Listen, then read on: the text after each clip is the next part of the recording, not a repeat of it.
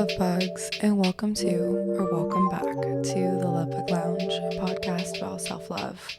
Tune in, transform, and continue your growth with me, your host, Mia Rose. Hello, little babies. I hope you're doing well this fine Monday, or whatever day this podcast finds you on.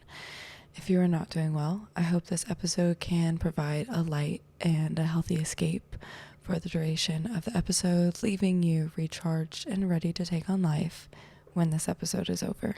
For today's episode, we'll be talking about something I briefly touched on the Instagram for this podcast, but obviously it's coming as no surprise to you. You read the episode title, you clicked on it, and so we could probably just go ahead and jump straight into today's episode, which is posting on social media is effing embarrassing. I don't really think there's a way around it as a beginning content creator, shall I say. Calling myself a content creator is weird, but I guess that is what I do. I create content. Anyways, I think it just is what it is. I think it's just going to be embarrassing, and I think sometimes it's more embarrassing and sometimes it's not as embarrassing, but the feeling of embarrassment is always a little bit kind of there, lingering. Sometimes, honestly, it's more frustrating than it is embarrassing. It's frustrating when your posts are obviously getting shadow banned and you're not really sure why. It's frustrating when you put a lot of effort and thought into a video and then it underperforms more than any of your other videos. It's frustrating when you're new to editing and maybe spend 3 hours editing a 3-minute video just for that to get 5 likes. And then it's frustrating trying not to be frustrated about any of it. I think the most frustrating part is these posts are made to feel like commodity. I mean, in a way, I guess that's what they are. They are often trying to sell you something, whether that's, something physical like a product, or something online like a trial or a class or something of that nature. Every reel, every video, someone wants you to invest something, whether that's money or reshares, but really the most valuable thing they want you to invest is your time, something that most would say is priceless. They need you to invest your time. The more time you spend on their reel, the more it captures your attention, the better it'll be for them. And it's crazy now that technically I'm one of those people. And obviously the more time spent on any of my reels or posts, the better it is for me, because then the more people my account will get shown to, and then, so on and so forth. And the more chances I have of someone actually visiting the podcast or watching through an episode, subscribing to the YouTube, and then, the more people that subscribe to something, I could possibly make money, which is great for sure. It's just the ways that I've been shown on how to capture people's attention and make them spend their time viewing your content.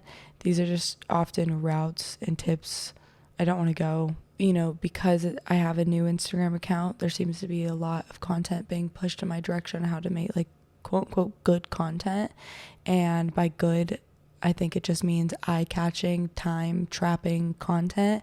And I've learned and seen several approaches or tricks on how to interest an audience, and they all just feel really slimy and shady to me, even when the creator is trying to teach them in a wholesome way or has wholesome content. The first one I see really often is having an impressive or eye-catching hook. Having a hook is smart. It captures the attention of the audience. When there is so much other content out there, a hook could really make your content stand out. And, this isn't the worst advice. I mean, hooks are used in literature as well. They're a good tactic for human engagement. But with literary hooks, like hooks in books, anyways, reading the hook could take, 30 plus seconds. And now that's the average length of a reel.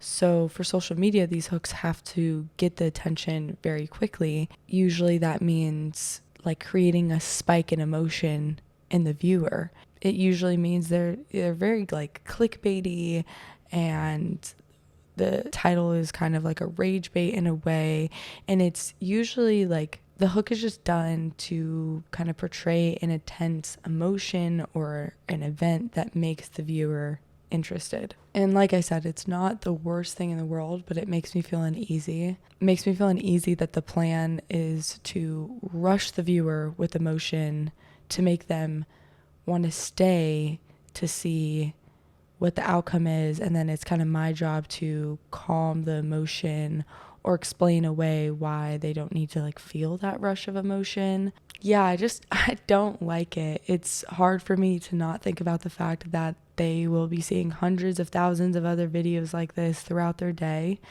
and their day is just going to be spent of this constant up and down stress and then relief. It's like a very steep up and down. Like, it's not even like a smooth hill of stress and relief. Like, it's high peaks and low valleys. I saw a video that this content creator made about how to make a viral storyline, and like why storylines make for really great content. And, you know, this man had it down to a science. Describe a common issue, show yourself struggling through it, show your quote unquote rock bottom, then show where you decide to change, show your growth, and show how you succeed past the issue, which in theory, I think that it's a good idea to share with others a problem you've had and then how you got past the problem. That's not what I think is a bad idea, but you know, it's not necessarily evil content. For the most part, it could be inspiring, but he was promoting it in this way of kind of everyone can do it. Just show yourself hurting and be vulnerable and add some emotional music, and then you're going to have a hit. And it just felt like they were faking vulnerability, like faking this humanness in order to get views. And that seems like the least human thing you could do. It feels very deceptive. Like, you know, this video where he was reaching rock bottom, it was like rock bottom. The example was like rock bottom when he needed to work out. And so he showed himself kind of like lying in a bed scrolling, and then he showed himself like crying, and then he showed himself like getting on a scale. And then he explained later that like the crying video was like actually a snippet of when he got like cayenne pepper in his eyes, but like it fit the video well, so then he included it. And I don't know if I'm explaining like why this feels so slimy to me, but it's like you are supposed to be using this content to relate to other people, to show them the truth of difficult emotions and difficult life circumstances, and everything is being pre-planned and performed, and then you're teaching other people how to do it. So we're all just like quote unquote teaching each other through these bad emotions and rock bottoms that aren't even real.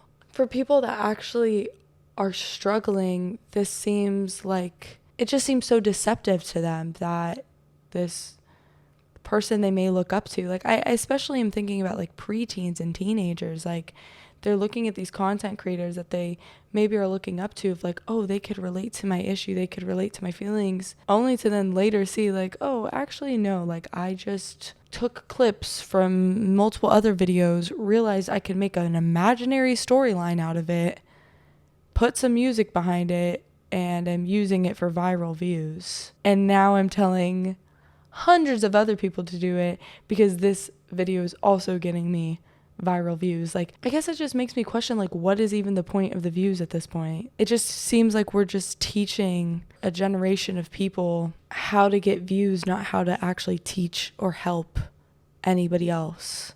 I guess that's my main point, is what's the point of making any videos then? Like, what's the point of sharing any story, sharing any struggles, sharing any success story? What's the point of even helping one another make viral videos that are going to be seen if those viral videos aren't made to help other people? Anyways, let's get back to my core script for this episode. But it's just hard, obviously, for me to not think about the impact this may or not be making on other people's minds. Another tip or trick I saw is when people use this certain new type of AI so that you could find the biggest creators like in your niche and then use that same AI to find their most viral videos and their least viral videos, study them, learn from them, and then essentially kind of copy them in a way. Just so irritating to me.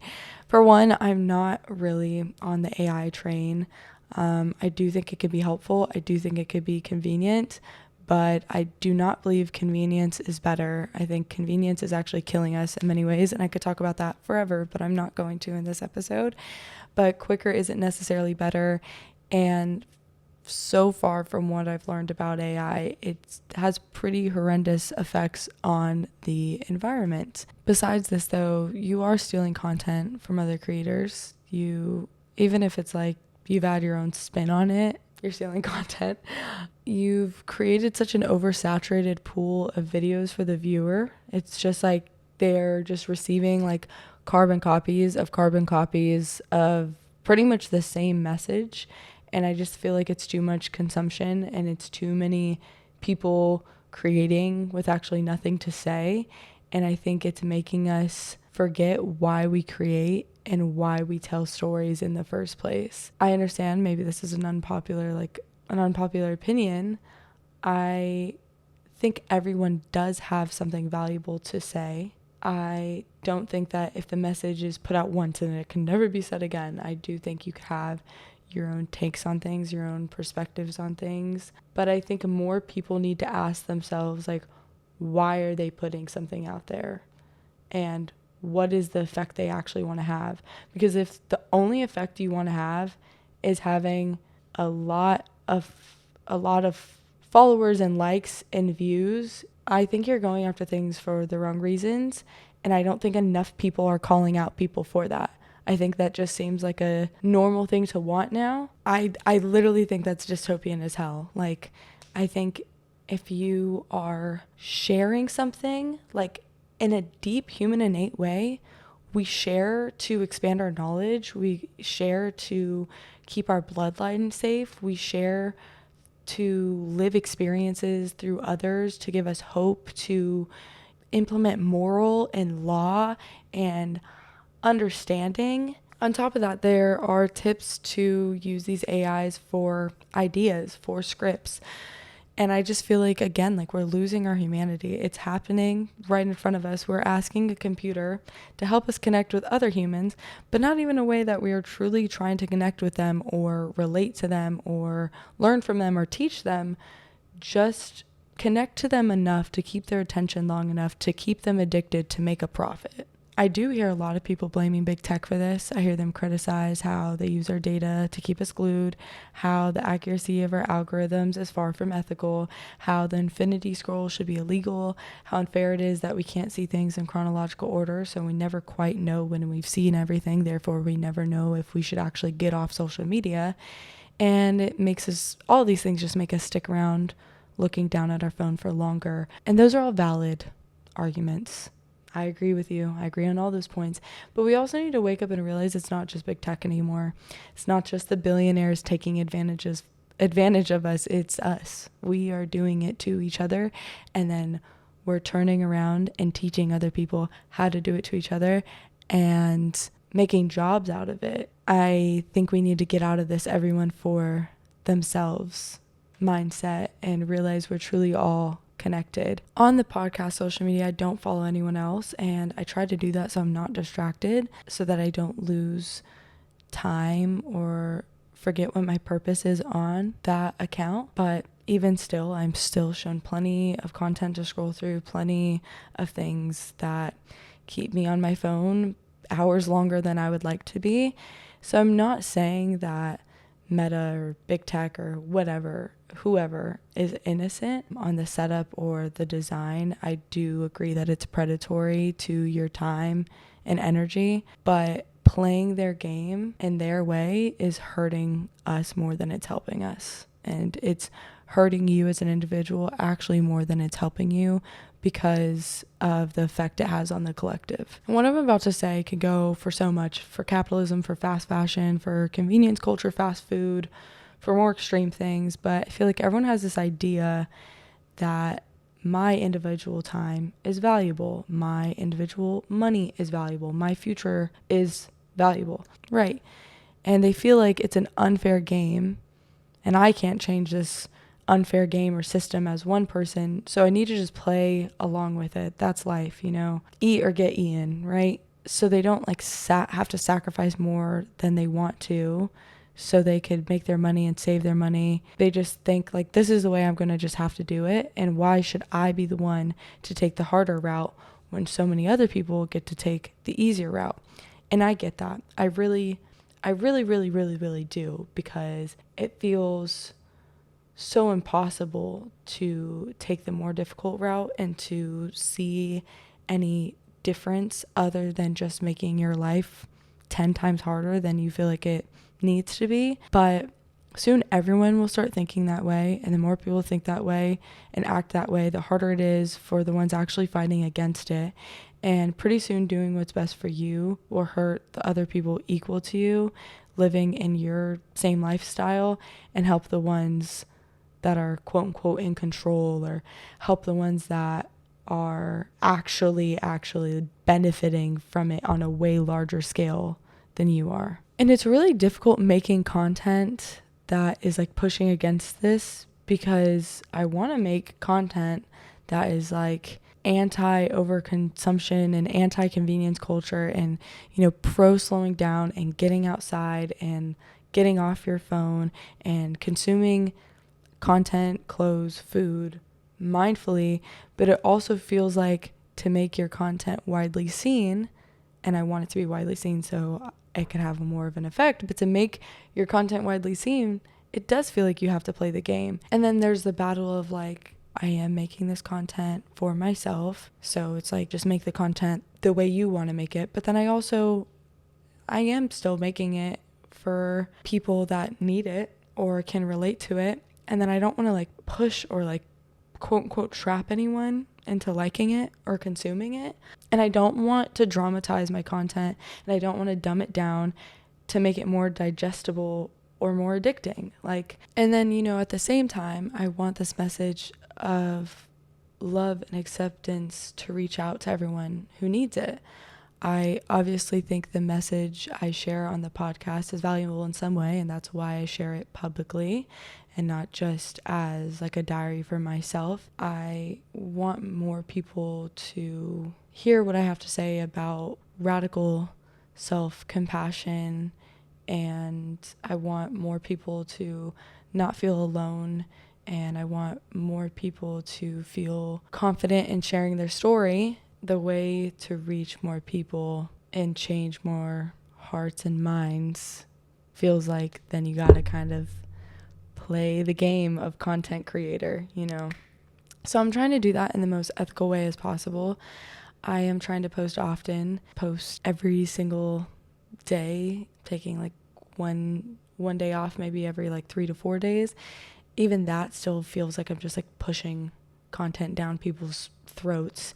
And I'm trying to make the content at least meaningful, and things that I actually feel proud of sharing, not just things that are going to bring an abundance of likes and shares and just overall attention. I've cut down my content time, meaning I've made my videos shorter, which still feels unethical.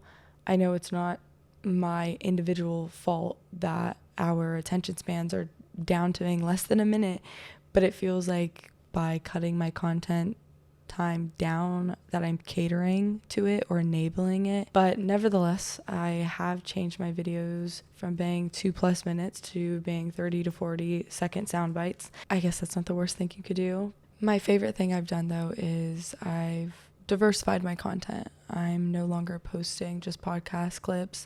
I invite my followers on seeing in on my life. And although this has been my favorite part, it has also been the most embarrassing part. With sharing the podcast clips on Instagram, I didn't really feel a lot of embarrassment because I had already felt that the first time that I decided to post the podcast at all, like on YouTube, Spotify, Apple Podcasts, all of those things. So I had felt that I already got over it. I already agreed that I was sharing certain things to the world, and then I shared them, and then I braced myself for the feeling, and then I felt it, and then I got over it. So then when it was time for me to just like shorten it and then post it to Instagram, it was the second time around. It was easy. And then for Instagram, sometimes a clip of a podcast isn't received well. Not that it's received necessarily badly, but it's not getting a whole lot of love. But then it's like, who cares? Because the whole episode in and of itself is getting a lot of love on Spotify or getting a lot of love on YouTube. So in my head, I guess it kind of balances out. It's not like that when you're not posting about the podcast, because if a reel or video doesn't perform well, or at least how I expected, there's no other streams of attention there to make myself feel better. Like, that's it. Didn't perform well. Then it didn't perform well. However, now I am introducing other videos of my life, videos of the creative process of my thoughts.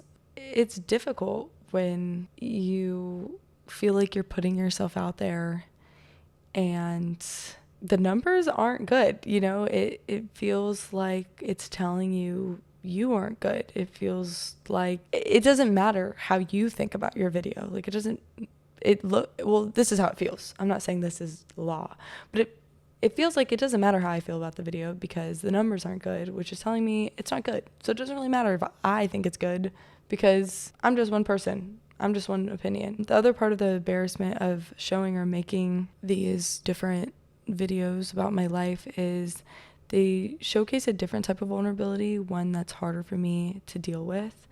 With episodes and episode clips, the vulnerability is about my life. It's about my past. It's about my feelings. It's stuff that I'm pretty fine with sharing.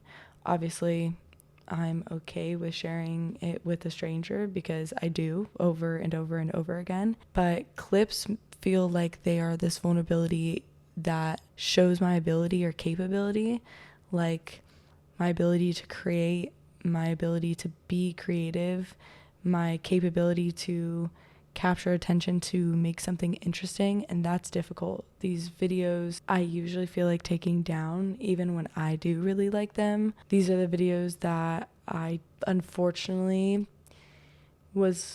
I've gotten better now, but like in the beginning was looking to the likes and the comments for validation instead of trusting my own inner compass and my own opinion. Like I said, I am learning to grow out of it. Maybe by the end of this month, maybe by the end of the year, I don't know, maybe by the time that this like clip from this episode is posted to the actual Instagram page, I've grown out of it by then.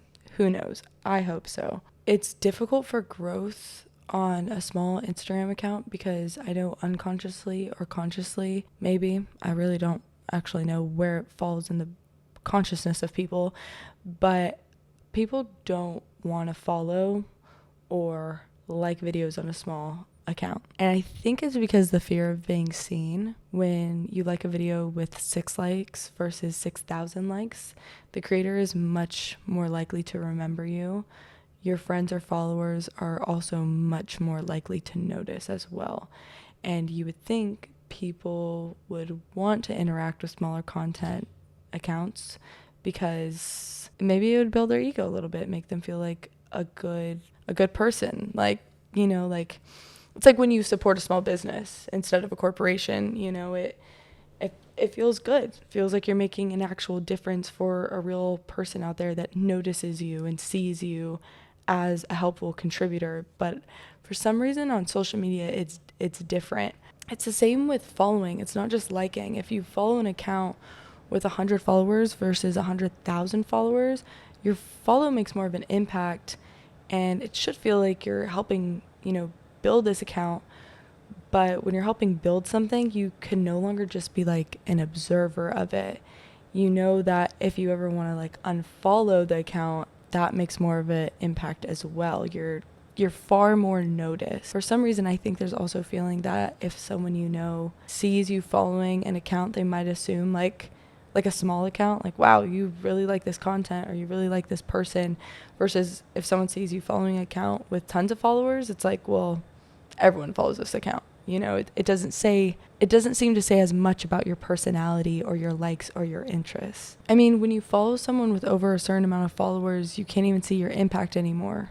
If you like a post with a certain number of likes, you can't see the impact of the number. It doesn't move up. It only goes up by thousands. And with that, there's this kind of protection. You know, you're kind of anonymous. There's this feeling of being concealed, of staying hidden. And even though we know that nothing we do on the internet is really private, it feels private. It feels like you get lost in the numbers and in the crowd of everyone else, and that feels safe. So right now I do think, as like a smaller content creator, that's so cringe to say, but like as a smaller creator having a smaller account, it's hard to get like a flood of likes or a flood of followers, because for each of them they have to be okay with being seen. They have to be okay with being seen by me. They have to be okay by the possibility of being seen by others.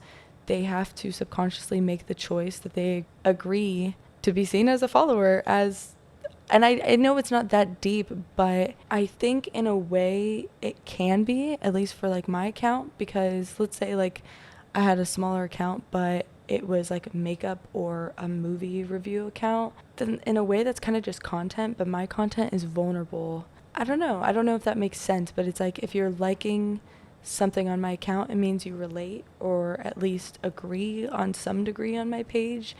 The content I put out is a little more emotional than, you know, what's I see like from day to day. It's raw, and you could like the content for a number of reasons, because you relate to it or just because you wanted to like it. But if it is that you relate to it, then it might feel like you're kind of wearing, you know, a scarlet letter if someone sees that you liked something. You know, let's say I'm talking about like sexual assault or abuse from your parents or getting bullied or having an eating disorder, or that's just what the clip is. If you like it and then someone you know sees that you like it, they don't know why you liked it, but your own projection of your own insecurity might make you feel like too seen. I don't know. I feel like that was a bit of a ramble. Sorry. But I've thought about this thought process about being more willing to like posts with more likes versus less. I thought about that for a while, and I really thought it was just in my head. But I did hear my boyfriend at the time. I heard his little brother talking about it, and about how he was way more likely to like a post that had like 500,000 likes instead of one with like 200.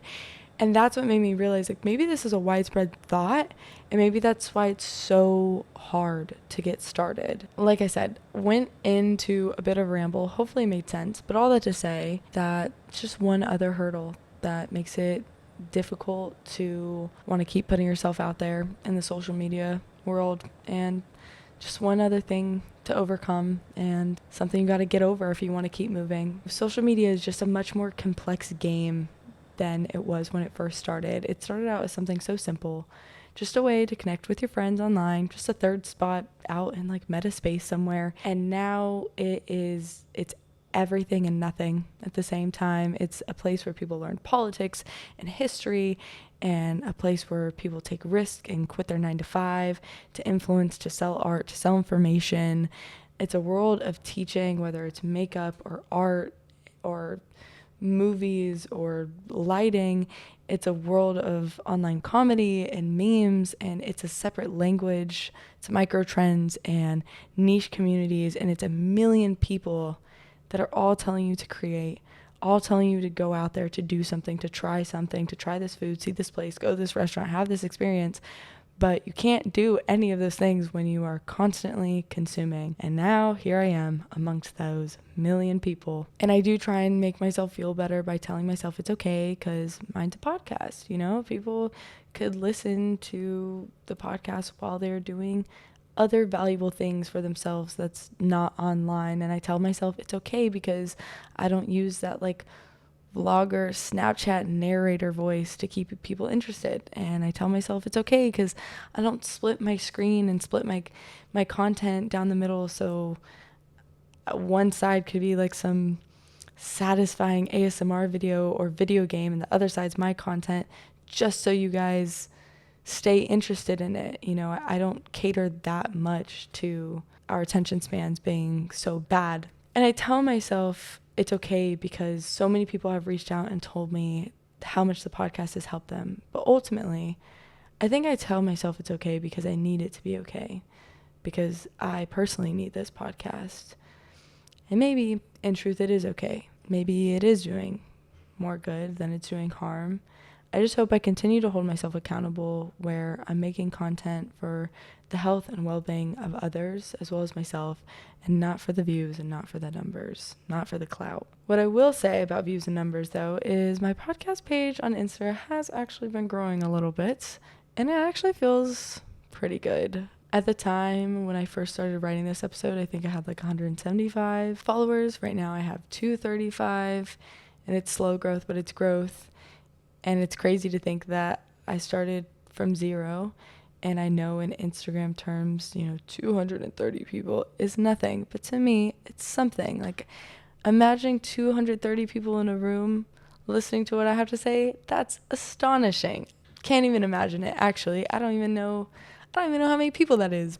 All in all, I guess the main lesson is balance, which I feel like is always the main lesson, but maybe that's just my life theme, learning balance. But it's the balance between my consumption and my creation, between pushing myself harder and learning to just be proud with what I have so far, the balance between making my content enjoyable but not making it addicting and overindulgent. With that, everyone, that is episode 15. And guess what I'm bringing back? Our little tasks at the end of each episode. If you are new, this is your first episode, welcome. I'm so glad you're here. They're usually a bit more slow and vibey than this one, but regardless, I am glad you are tuning in. But usually at the end of the episode, I will ask you to do something, try something, to think about something that relates back to today's episode. Obviously, you have free will, so you don't have to do it. I can't make you do anything, but I do always leave it there as an option. I took a little break from doing it. The end of the podcast just didn't feel complete, just didn't feel right, so I'm deciding to bring it back. For today's episode, I'm going to ask you to leave one nice comment on a stranger's Instagram, TikTok, Twitter, I guess works as well. Just something short or long, actually. You can do whatever you want. It doesn't matter. Just spread kindness. There are so many internet trolls out there. There's so many faceless bullies out there, and we gotta offset that. And if it feels too intimate for you to comment on a stranger's account, then show your love and support to a friend. Repost their art, share their music, rate their podcast, wink wink. Kidding, but seriously, support your friends, support living artists, support the homies, show their creations love. You never really know how much it means to them, and I know I could say it means a whole lot to me, so I'm sure it means a whole lot to them as well. I hope you guys enjoy the rest of your week. As always, like, comment, share, subscribe, send me a little kiss in the comments, DM me with your thoughts, with your questions, with your ideas and suggestions. I love you guys. I'll see you soon.